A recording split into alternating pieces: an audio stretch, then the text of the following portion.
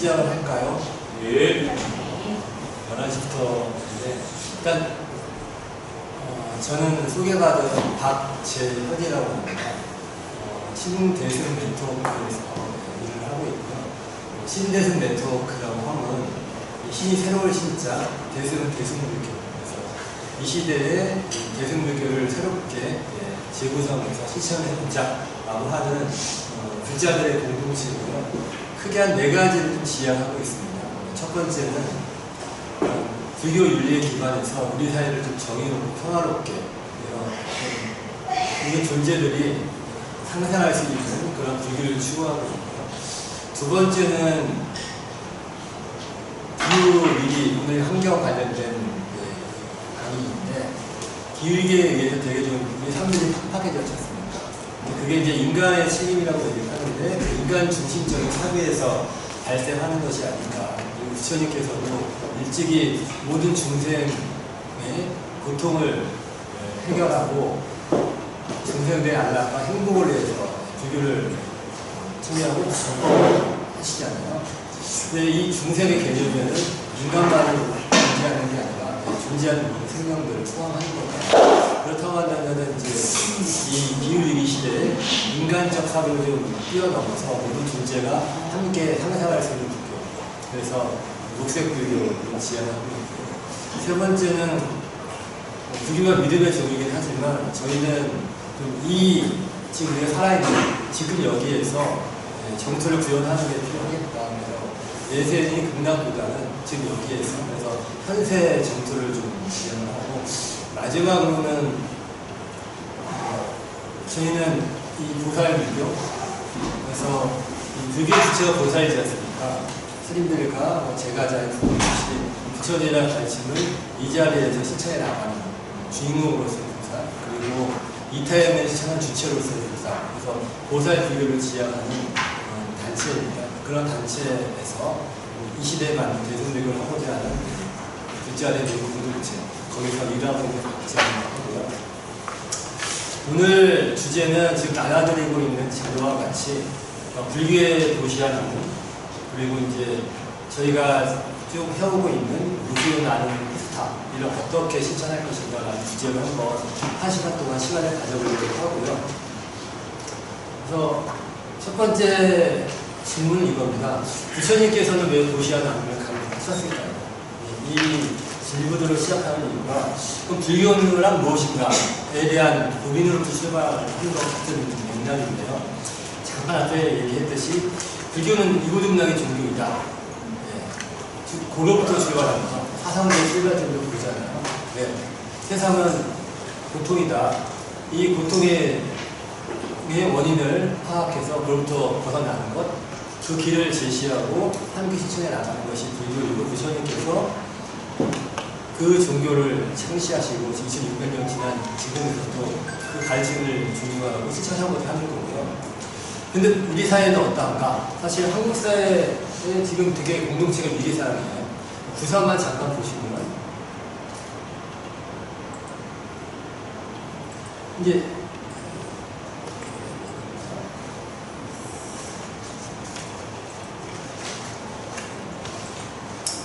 부산시 보시면요, 지금 2025년도 인구가 320만, 보시면 총 인구수가 계속 줄고 있죠. 그 다음에 남자 인구수, 여자 인구수, 중증인구가 줄고 있습니다. 그리고 세대수 보시면 증가하고 있습니다. 왜 증가할까요? 가족이 해체되고 1인 가구가 늘어납니다. 예전에는 다 가족들이 함께 살잖아요. 4인 가구, 내지는 대가족. 지금은 다 분가해서 1인 가구 늘고 있어서 인구는 주는데 세대수가 늘어나고 있다고 보시면 되고요. 전반적으로 다 유학의 학력의 경제활동이고, 이제 증가하고 있는 것은 이제 고령화되고 있다는 거예요. 늘리거든요. 그렇습니다.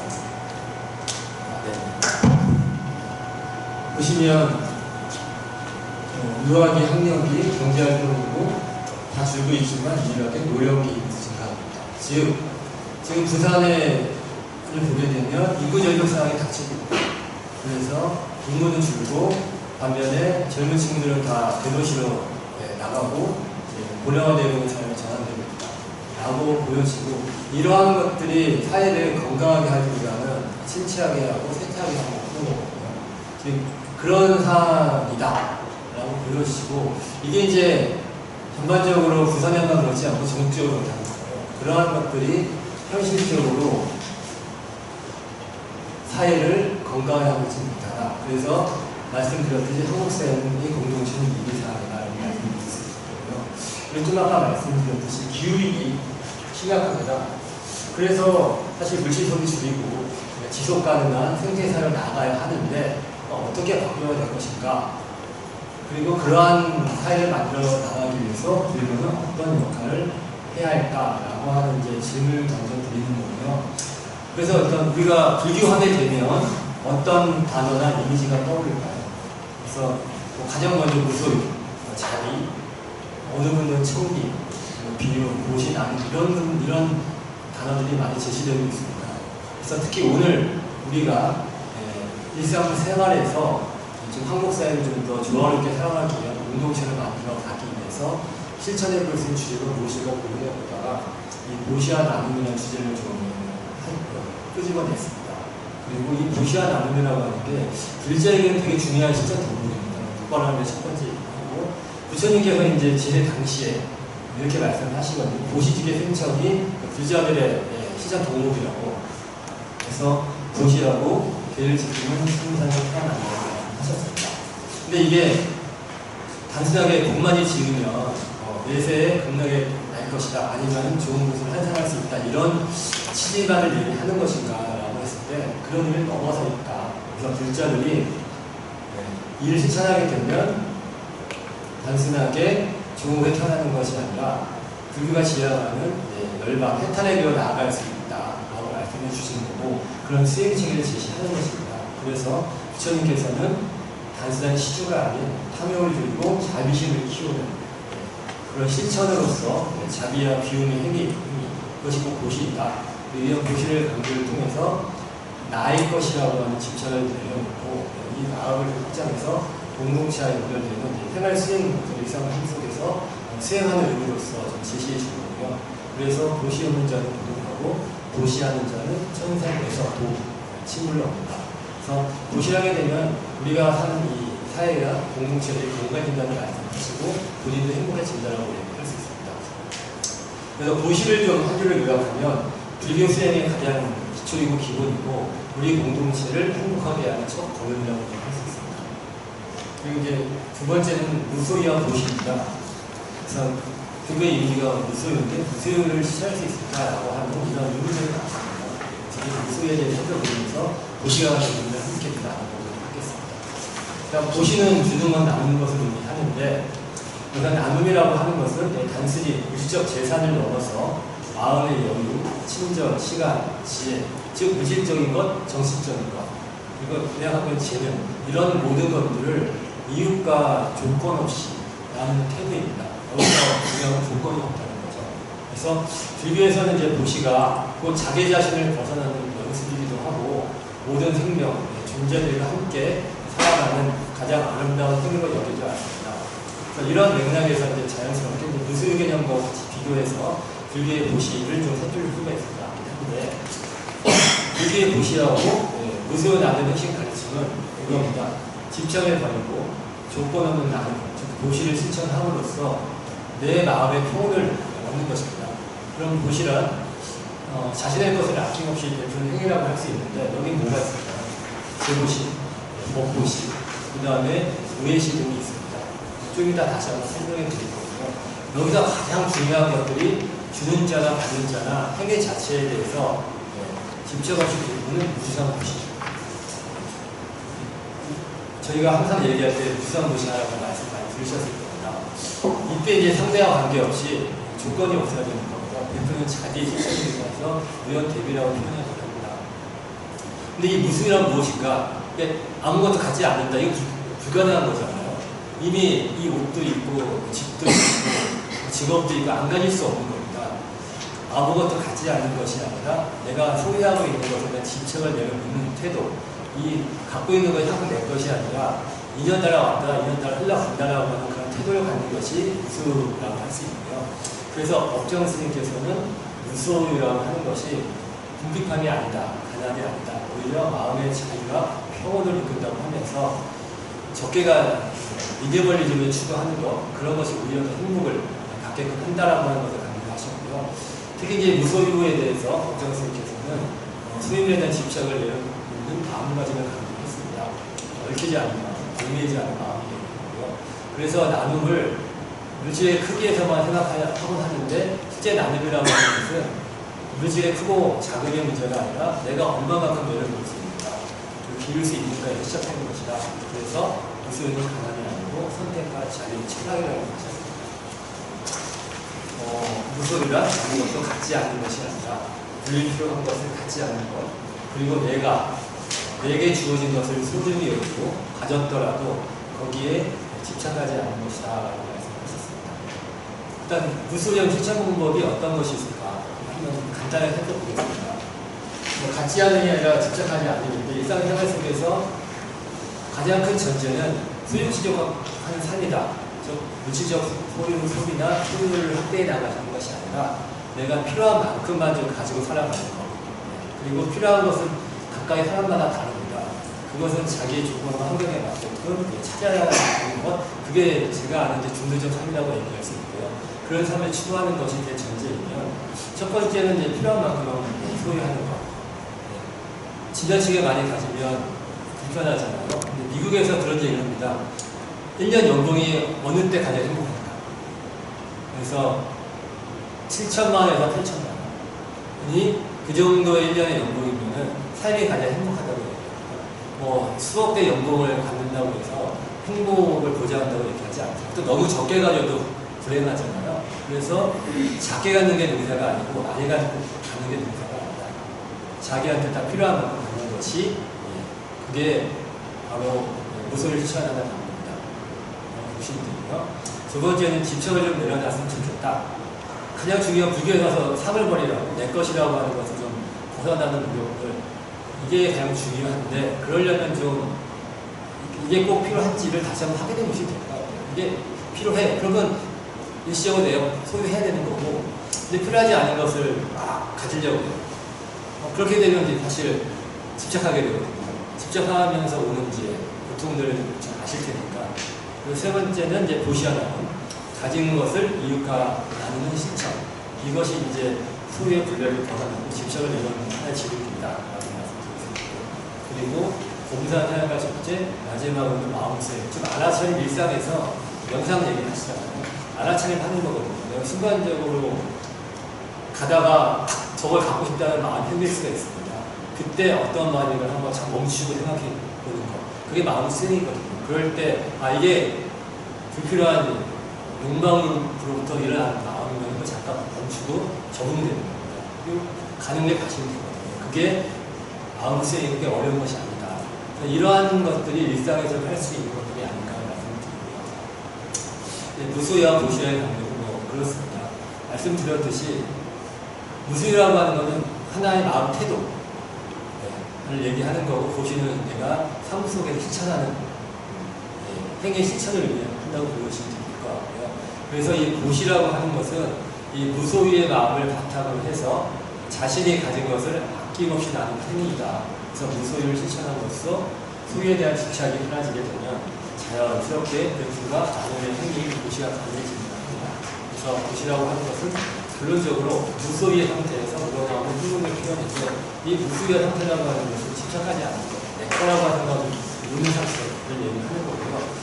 요 자료는 제가 요 컴퓨터에 띄워놨으니까 이거 보시면 될 것 같아요. 무시와 무소유는 어떤 차이가 있는가 간단하게 설명해 봤고요. 그래서 이걸 요약해 보면 무소유가 내면적 마음가짐의 자유를 강조한다고 한다면 무시는 그 마음가짐이 밖으로 표현되는 형태, 즉 나눔과 베풀이라고 하는 실천적으로 주어지는 가정이라고 얘기할 수 있습니다. 그래서 집착을 버린 마음에서 자연스럽게 불필요한 것들을 내려놓으시고 세상과 기쁨을 나누려는 자비심이 드러나게 된다고 얘기합니다. 그래서 부처님께서는 보시를 통해서 집착이 더욱 줄어들게 된다고 하고 마음이 더 넓어져서 흔히 이제 스님들에게 얘기하시잖아요. 무소유의 삶을 사시라고.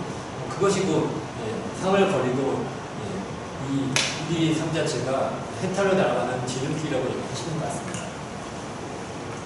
그리고 오늘날 특히 이제 경쟁과 소비 사이 한복판에 사는 우리에게 무속의 가르침과 도시의 실천이 갖는 의미는 우리 사회의 불교가 전하는 핵심 메시지이다. 즉 정말 중요한 것은 무엇을 갖느냐가 아니라 집착에서 벗어난 자유로운 마음이고, 이런 무속의 가르침은 현대적으로 좀 재해석하게 되면 탐욕에서 벗어나서 환경을 좀 생각하고 이웃과 함께 기쁨을 나누는 삶으로 연결될 수 있지 않을까라고 말씀드릴 수 있을 것 같고요. 오늘 이 강의 목표 또한 이제 이런 시간을 통해서 참석하신 분들께서 이웃과 환경, 그리고 특히 자기 자신을 좀 돌아보면서 불교식으로 어떻게 나누기 실천할 수 있을까라는 것을 좀 깊이 이해하는 시간을 갖는 것이고요. 그래서 부처님께서 이제 말씀하셨던 도시와 나눔에 대한 참된 의미, 그리고 무소유 나눔 페스타와 같은 이제 이러한 나눔의 행사들을 어떻게 하면 들여다볼 수 있을까, 이런 것들을 공유하고 한번 만들어보는 그런 시간을 가져보고자 합니다. 일단 그래서 다시 한번 불교의 공유, 도시와 나눔에 대한 다시 한번 살펴볼 수 있습니다. 도시가 정신의 문제, 마음의 태도라고 한다면 이걸 현실적인 언어를 표현하게 되면 공유라고 얘기할 수 있을 것 같아요. 그래서 도시는 공유와 나눔의 출발점이고, 나눔이라고 하는 도시의 확장의 실패가 실천이다. 그래서 도시가 주는 행위라고 한다면 나눔이라고 하는 것들은 함께 살아가는 관계에서 발생하는 지속적 실천인데, 쉽게 말씀드리면 도시라고 하는 언어를 좀 일상에 쓰기 좀 어려우시잖아요. 글자로서의 하나의 실천 덕목이고, 그런 것들이 일상 생활 속에서 구현되는 언어로서는 나눔이라고 얘기할 수 있고요. 그게 나와 나, 관계 속에서 이루어지는 실천의 행위라고 얘기할 수 있을 것 같습니다. 그래서 도시와 나눔이 좀 제도화되고 시스템화된 것이 공유라고 얘기할 수 있거든요. 공유라고 하는 것도 사실 저희 불교에 있어서 공동체의 생활 원리입니다. 초기 승가야에서는 모든 재물과 자원을 공동 소유했습니다. 그래서 도시받은 것을 공동으로 사용했었고, 이러한 것들을 좀 보시면 4분의 1이 나오잖아요. 초기 이제 승가 공동체는 시주받은 음식이나 제약을 자신만을 위해 사용하지 않았고요. 병든이 나눔에 공동체 대중들과 공유하고 함께 나누었습니다. 성경적으로 표현하는 게 4분의 1은 나를 위해서, 4분의 1은 병자, 즉 사령 약자라고 얘기할 수 있습니다. 4분의 1은 승리, 오는, 나그네, 그리고 4분의 1은 내가 소속되어 있는 공동체, 이렇게 나눠서 사용하였다. 그리고 이게 불교에서 얘기하는 나눔과 공유에 있어서 가장 이상적인 분별 이미지라고 얘기할 수 있고요. 기업에서도 이런, 기업을 운영하실 때 이런 얘기도 한번 해보지 못해서 4분의 1은 그 기업에 투자하라고. 그 당시에 불교의 가장 커다란 지택 해주신 분들이 장자분들이잖아요. 사업가들이잖아요. 사업가들이 이제 사업을 하셔. 거기서 이윤을 벌었습니다. 어떻게 분배했느냐? 4분의 1은 자기 가족, 4분의 1은 일하는 사람들, 4분의 1은 기업을 재투자할 수 있도록 기업 자체를 정리, 4분의 1은 사회생활. 그렇게 해서 기업이 그 장자분들이 얻는 이윤들을 그렇게 생각하라고 얘기합니다. 그래서 자기에게도 쓰고 이웃에도 쓰고, 그리고 함께하는 공동체에 쓰고, 이것이 불교가 지향하는 재화의 사용의 원리라고 얘기할 수 있고요. 또 이러한 것들이 불교에서 연결을 얘기하는데, 연결이라고 하는 게 서로 의존되어 있고 서로 관계되어 있다고 하는 걸 얘기해서, 그러니까 나만의 것이 아니라 우리의 것이다. 그래서 이게 나한테 들어와야지만 이게 나만의 것이 아닙니다. 관계에 지어져서 들어와 있고, 다만 내가 필요해서 일시적으로 접의하고 있다고 보시면 될 것 같습니다. 그리고 이 사서법이 있잖아요. 도시, 대여, 이임, 동사. 이게 불교에 있어서의 또 우리 삶을 유택하게 하는 둘째 실천 덕목인데, 여기서도 또 첫 번째가 보시입니다. 이것이 이제 갖는 의미. 부처님께서 끊임없이 삶의 실천, 공부이자 윤리로서의 의지를 강조하였다라고 얘기하고, 이런 보시에는 어떤 종류가 있을 것이고 어떠한 기준을 가져야 되는가 잠깐 설명해 드리면, 보시라고 하는 용어 자체가 이제 단아, 베품, 부담 없이 베푸는 것인데, 재보시, 전통적인 것은 물질을 나누는 보시가 있습니다. 그래서 부자들이 탑발을 맞추면 촉발하고 시주하고 공약을 유지하고 이건 일상적으로 하고 계시고 현대적인 예를 들면 기부, 물품 나눔, 공공물품도 구매하고 무료 기부소 운영하고 지역 돌봄센터도 후원하고 나눔 바자회 열어서 이런 것들이 이제 제도시의 영역이고 복고시는 뭐 잘 아시겠지만은 가장 대표적인 스님들께서 본문하시는 게 복고시인데 이게 우리 일상에서는 어떤 것들이 있을까요? 좋은 책들을 안내하는 것, 또 명상도 안내하는 것, 지혜를 나누는 것, 같이 공부하는 모임에서 서로의 좋은 정보들을 공유하는 것 이런 것들이 복고시라고 얘기할 수 있고요. 노예시는 이런 뭐 돈이 드는 게 아니고 내가 힘들어할 때 와서 격려해주는 행위들, 따뜻한 말한다. 이런 것들이 사실 무예시고 가장 우리가 일상에서 할 수 있는 거예요. 웃으면서 격려해주고 독담해주고 그리고 차별 받고 있거나 이럴 때 차별이 없게끔 하는 그러한 행위들을 좀 해나가는 것들을 할 수 있을 것 같습니다. 이런 세 가지 도시 자체가 단순한 물적 나눔을 넘어서 우리가 가지고 있는 것들, 마구적음을 떠나서 상대의 고통을 덜어주는 것. 이거는 이구등락의 존재가 말씀드렸듯이 상대의 고통을 덜어주고 살아갈 수 있는 힘을 주는 겁니다. 그게 고시에 갖고 있는 의미이고 그럴 때 가장 중요한 원칙이 무지상 고시입니다. 즉 주는 사람, 받는 사람, 주는 행위 자체 이 세 가지 모두에 머물러 있지 않는 것. 이걸 이제 3년 칙공이라고 얘기하는데 내가 뭐나 준다는 생각도 없고 받는 사람도 내가 받는 것도 아니다. 그리고 주는 행위 자체가 없는 것. 이런 태도로 고시를 했을 때 진정한 청정한 고시다라고 얘기할 수 있을 것 같습니다. 그럼 고시의 공덕 그리고 개인적 실천 사례에 대해서 간단히 이제 살펴보게 되면 부처님께서는 고시하면은 왜 실천해야 할까라고 하는 것들은 이제 세 가지 정도로 요약해서 말씀드릴 수 있을 것 같습니다. 첫 번째가 우리 마음속에 탐욕이 줄어들게 됩니다. 더 많이 갖고 싶고 또 남과 비교해서 하게 되면은 마음이 편치가 않습니다. 그러면은 삶이 편안해지지 않잖아요. 그래서 베품을 실천하게 되면은 그런 진척이 줄게 되고 마음이 가벼워지면 결국 삶이 평온해진다라고 말씀드릴 수 있을 것 같고요. 두 번째는 함께 행복해집니다. 진정한 나눔은 주느니와 받느니 모두에게 따뜻함과 감사, 기쁨을 선물하게 됩니다.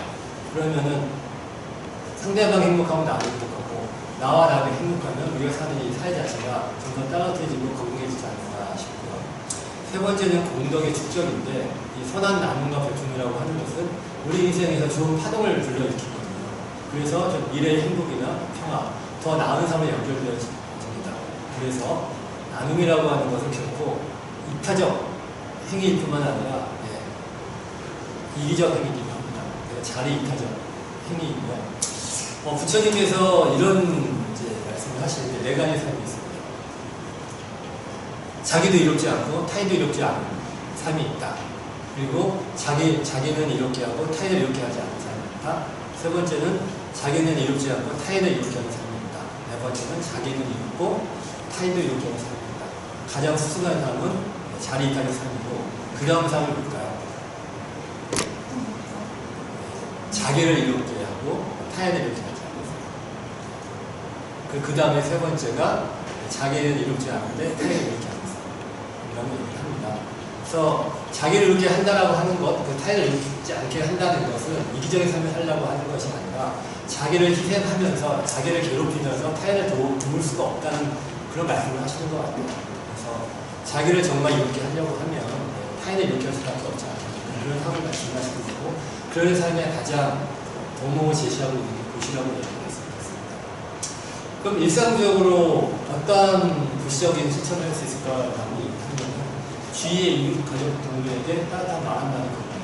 지금 아까 무예시잖아요. 아침에 제 남편이든 아내든 자식이 나갈 때 따뜻한 말한다. 들어왔을 때 애썼다고 따뜻하게 웃으면서 반갑게 하는 말. 이게 사실 고시의 실천입니다. 일상에서. 그리고 내가 갖고 있는 재능이나 시간을 이웃에 위해 사용하는 겁니다. 그래서 자원봉사 많이 하시잖아요.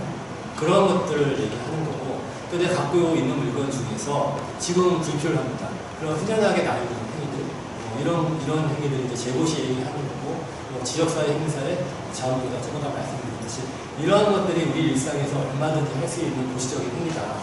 근데 어렵지 않은 거죠. 그리고 이제 불교가 이제 연기로서 연결되어 있다고 가르치고 있기 때문에 이러한 실천 행위들, 이런 선한 행위들은 결국 나한테 돌아온다. 그래서 나의 삶이 윤택해진다. 나를 행복하게 한다라고 얘기를 하는 것이고, 그래서 행복한 삶의 기초는 도시다. 라고 얘기할 수 있을 것 같습니다. 네 번째는 그런 사찰에서 어떤 실천을 할 수 있을까? 그걸 좀 알아보는데, 크게 네 가지 정도만 예를 들어 보겠습니다. 실제 실행되고 있는 것이고요. 조금 금강정사, 저기 강명시에 있는 금강정사에서 하고 있는 겁니다. 이 공양 정시 하나 숨지는 신대령 남인과 동일문제. 사찰 경례나 여기서는 이제 금강경사 같은 경우는 사회적 협동조합 회원이라고 있습니다. 회원 사무실 앞에 공유냄새하고 설치해서 누구나 이제 필요한 음식이나 생필품을 가져갈 수 있게끔 만듭니다. 그래서 사찰이나 신도, 지역주민 누구나 그 공유냄새하고에 음식을 얻을 수도 있고 생필품을 얻을 수도 있습니다. 그러면 누구나 필요한 걸 갖고 가는 거죠. 그래서 그러한 하나의 실천 형태, 여기도 가능하지 않을까 싶고요. 그래서 관리와 정리는 자원봉사자, 신도님들께서 돌아가면서 받고 사찰에서 그런 공간과 정기력을 좀 제공할 수 있지 않을까. 그래서 이런 냉장고는 시설이 아니라 자비냉장고죠. 자비를 실천하는 공간입니다. 자비냉장고라고 얘기할 수 있고요. 두 번째는 공유밥상. 이건 저희 단체가 매주 수요일날 불교 환경연대에서 점심 때 하고 있습니다. 그리고 이게 좀 확산돼서 울산의 천도스님 아시죠?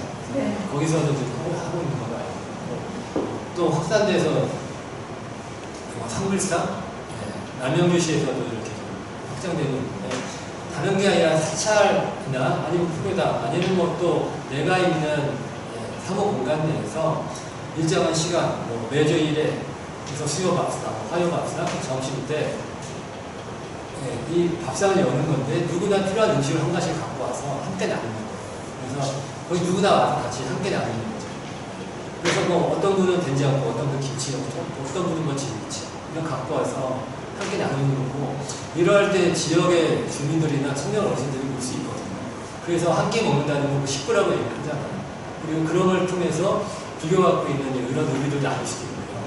그리고 그런 행위 자체가 도시 행위다라고 말씀을 드릴 수 있고, 그게 지역사회로 확장되게 되면 지역사회라고 하는 것들을 좀 더 건강하게 해낼 수 있지 않을까. 특히 처음에 말씀드렸듯이 고령화 인구가 지금 고령화되고 있으면 1인 가구가 늘어나고 있거든요. 가장 어려운 게 밥 먹는 겁니다. 1인 가구 사는 거나 어르신분이 계실 때, 그럴 때 이런 분들과 함께 나누는 것은 또 삶의 질을 바꿔나가는 겁니다. 그리고 자살률이 가장 높은 게 OECD 국가중에서 우리나라인데 그러한 것들을 줄여나갈 수도 있습니다. 그래서 밥상 하나가 사람을 살리는 행위들입니다. 그리고 이제 이 공유밥상은 저희가 이제 부처님께서는 채식위주의 삶을 얘기하시잖아요. 특히 대승에 있어서는. 그렇다고 한다면 이러한 채식위주의 밥상이라고 하게 되면 지금 육식위주의 식문화를 바꿔나갈 수도 있고, 특히 이제 동물에 대한 동물 복지에 대한 측면들을 저희가 다시 한번 생각해 볼 수도 있고, 기후위기를 극복하는 하나의 실천일 수도 있겠다라고 말씀드리면서 이 공유밥상은 참여자가 주인이고 함께 주민이 준비하면서 여기는 돈이 들어가지 않습니다. 그래서 또 같이 덕감해주는 건 고생하셨다고 해서 고맙다고 그러한 또 의회 실천이 나가면서 공유밥상을 통해서 좀 더 건강한 삶을 만들어낼 수 있습니다. 세 번째는 나눔방 운영인데, 있는 것을 돌려 쓰는 사찰의 지혜. 그래서 예를 들어서 이 반야산 한 공간에 나눔방을 만들어서 내가 안 쓰고 있는 물건, 이런 불편을 갖다 놓는 거죠. 어느 분은 그 물건이 절실하게 필요할 때가 있거든요. 근데 이걸 밖에 나가 돈 주고 산다. 그러면 결국은 또 다른 이 소비 행위들이 이루어지잖아요. 내가 불필요한 거를 난 갖고 있고 또 다른 걸 만들어내는 거니까 해야 되는 거니까, 이런 것들의 불필요한 수단들, 자원 소비들을 막을 수 있지 않을까. 그래서 이것도 수단시켜 나가는 거고요. 그래서 본인들이 갖고 있되 지금 사용하지 않은 물건을 필요한 사람에게 사용할 수 있도록 그런 나눔방에 물건을 갖다 놓고 하는 그래서 이런 것들이 또 하나는 일상에서 자기 수행도 있을 수 있다. 내 것에 대한 집착을 내려오는 행위이기도 합니다. 그리고 이게 1차적으로는 반여선의 구성원들, 신도분들이 중심 먼저 하시다가 이게 이제 확장되면 지역 주민들도 올 수 있는 거예요. 그러니까 여기 다 아파트다 그럼 이 아파트에 계신 분들도 여기에 와서 그런 것들 내놓고 그리고 같이 나눔할 수 있다고 한다면 자연스럽게 그게 효과가 되는 거 아니겠어요? 그 부처님 말씀을 전하는 거고 또 그분들은 여기 와서 나눔 행위를 하니까 공덕을 짓게 하는 거죠. 그런 것들이 하나의 나눔방을 통해서도 이루어질 수 있다. 말씀드릴 수 있고 네 번째는 무슨 나눔 테스트다. 이건 이제 저희가 하고 있는 건데 잠깐 이게 이제 작년에 조계사에서 했던 겁니다. 무슨 나눔 페스타라고 해서 조계사 경연에서 옷가지죠. 옷, 책, 가전제품, 폐가전제품까지도 나와서 저희가 참여를 해드렸습니다. 지금은 여기서 아시는 분 반가우신 얼굴도 한번 보일 수 있습니다. 정상 스님이실 것 같은데요. 부산에 계신 정상 스님이십니다. 법만 스님은 조교환경연대 상임대표입니다.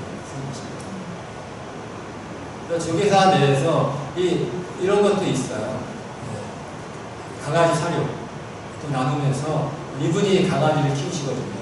근데 마침 강아지 사료가 나와서 이걸 나누고 있습니다. 스님들께서도 오셔서 이 걸개 그림 앞에서 함께 이제 사진도 찍으면서 나는 이런 삶을 좀 해보겠습니다라는 자기 약속을 하는 거예요. 글송수를 주겠다라고 하는 거. 하면서 자기 약속을 하는 거. 그래서 이게 오전 11시부터 오후 2시까지 약 1시간 정도 진행을 했는데 물품은 전부 다 신도님들이나 저희 단체 회원들이 나눔한 겁니다. 그것을 가지고 진행했던 거고요. 오신 분들이 이렇게 지구본 앞에서 나눔을 실천하겠다는 약속을 해주시고 그렇게 진행을 했습니다.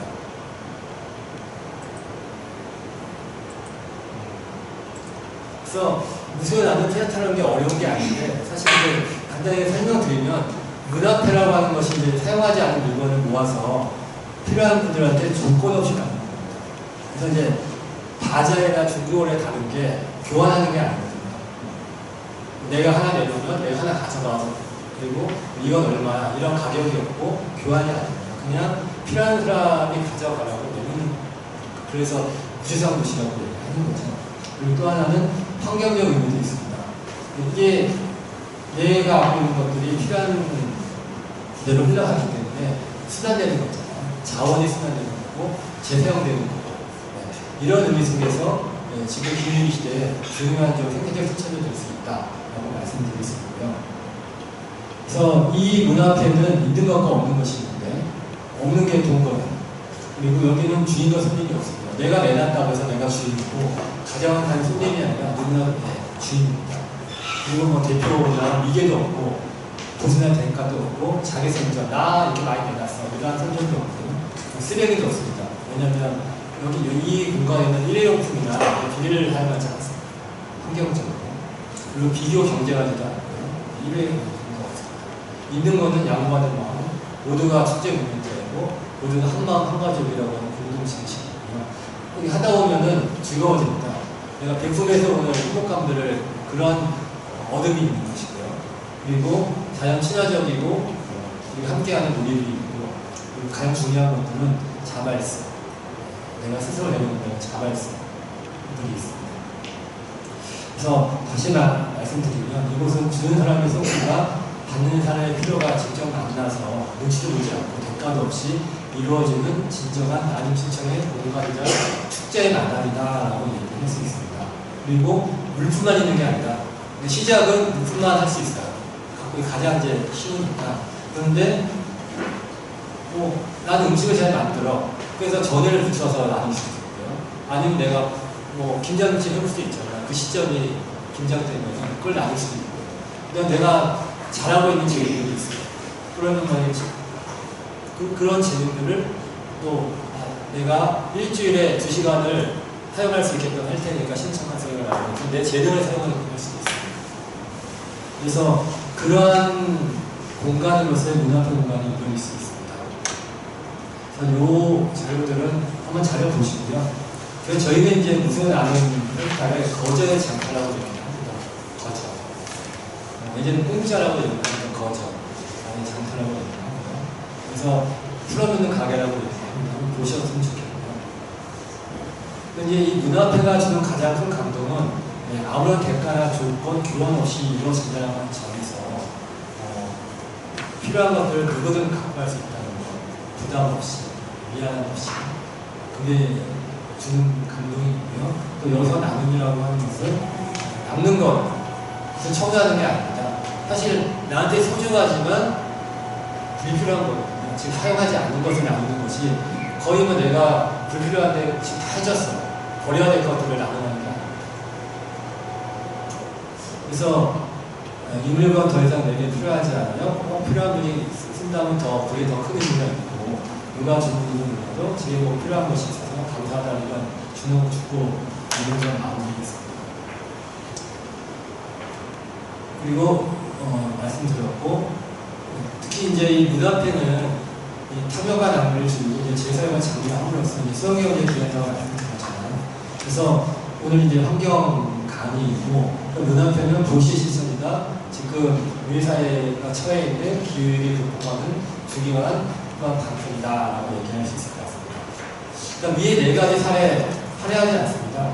하지만 그 안에는 불교가 주는 깊은 가르침이 녹아있지 않겠느냐.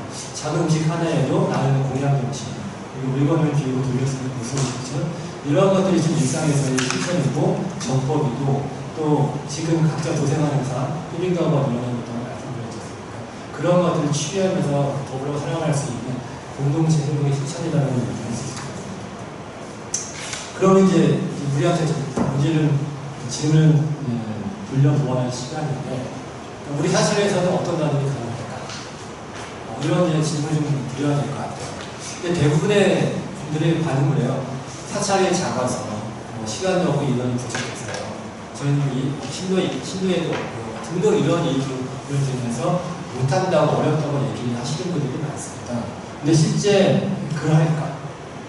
제가 드리고 싶은 말씀은 크지 않아도 많이 하지 않아도 할 수 있다고 하는 거고요. 다만 우리 사찰의 형편에 맞게끔 꾸준히 하는 것도 중요하다.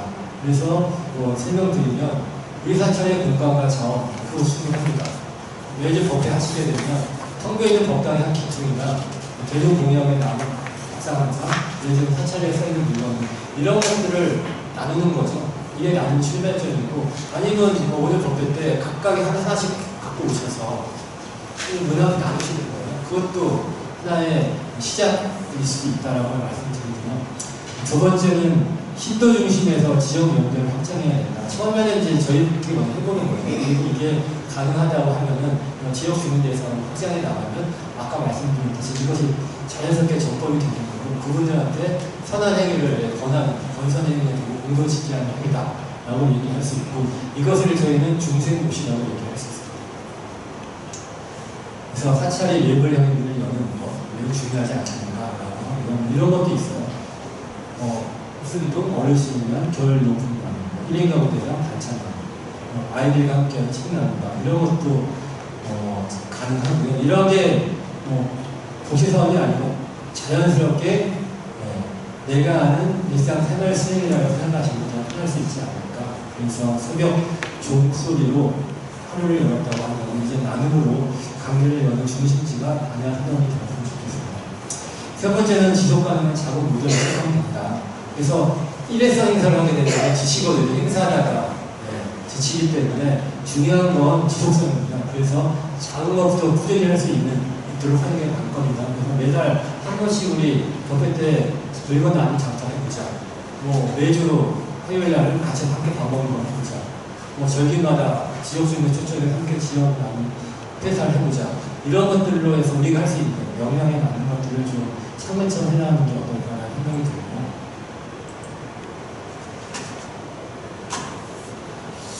그러면 우리 본격적으로 이제 우리 반야 화면에서 어떠한 실천을 좀 할 수 있을까 찾아보는 시간을 좀 가지려고 합니다. 한 20분에서 30분 정도 걸릴 것 같은데, 주제는 우리 사찰에서는 어떤 나눔이 가능할까? 이걸 좀 상상하고 고민해보는 시간을 좀 함께 가져보려고 하는데요. 지금 14분 정도 계시니까 7명씩 한 팀을 갖도록 하겠습니다. 간단한 워크숍이긴 한데 함께 좀 7분이 불러 모아서 우리 사찰이 어떤 거 하면 좋겠지? 이런 걸 좀 얘기해서 나눠봤으면 좋겠어요. 그리고 그 전에 이렇게 진행을 할 예정입니다. 지금 이제 원래 한 5명인데 7명씩 하시면 좋을 것 같고요. 첫 번째는 한 5분 정도에서 질문 상간에 내가 해본 나눔, 내가 일상에서 실천해본 나눔, 아니면 뭐 기억에 혹시 이런 나눔들 기억이 나, 이런 것들을 각자가 저 나눠준 포스트도 있습니다. 거기 한번 적어보시고, 그리고 그것들을 한번 같이 이야기 나눠보시면 좋겠습니다. 그리고 그것들을 나눠준 전에 붙이시면 될 거고요. 두 번째는 그룹 토론인데, 그러면 이제 이런 속에서 우리 사찰은 어떻게 실천할 수 있습니까? 우리 사찰의 특성에 대한 주권들을 살펴보시면서 실천 가능한 아이디어를 써가면 좋겠다. 활동 질문을 얘기하시면서 이런 것들을 해보시면 좋을 것 같아요. 우리 사찰에서 지금 당장 나눌 수 있는 자원이 무엇인가요? 뭘 나눌 수 있을까? 누굴 대상으로 하고 싶을까요? 어떤 형식? 정기, 비정기? 상시할 거냐? 이런 것들. 그 다음에 이름도 한번 지어봤으면 좋겠어요. 거기에 나면. 그리고 기대되는 효과를 생각하시고 언제 하는 게 좋은지 이런 것들을 한번 간단하게 얘기 나눠보시고 그것들을 전지에다가 좀 정리해 주시고요. 그것을 우리가 끝나시고 나면 한 분을 좀 발표자를 선정해 주셔서 같이 한번 얘기 나눠보시고 하십니다. 그렇게 어려운 건 아니시죠? 그러면 7분씩 좀 같이 좀 둘러 앉아서 얘기 나눌 수 있도록 잠깐만 자리를 배정을 좀 할까요? 그래서 요 네 분에서 이쪽으로 드셔서 이렇게 두 분 선생님들 같이 둘러 앉으셔가지고 얘기 한번 나눠보시면 됩니다.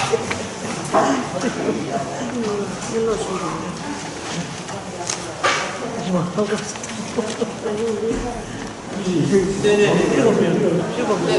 이렇게 오세요. 같이 여기 오셔서. 이쪽에 오셔서 같이 내려요. 네, 반야 선언에서 하면 좋을. 뭐 했으면 좋겠습니까?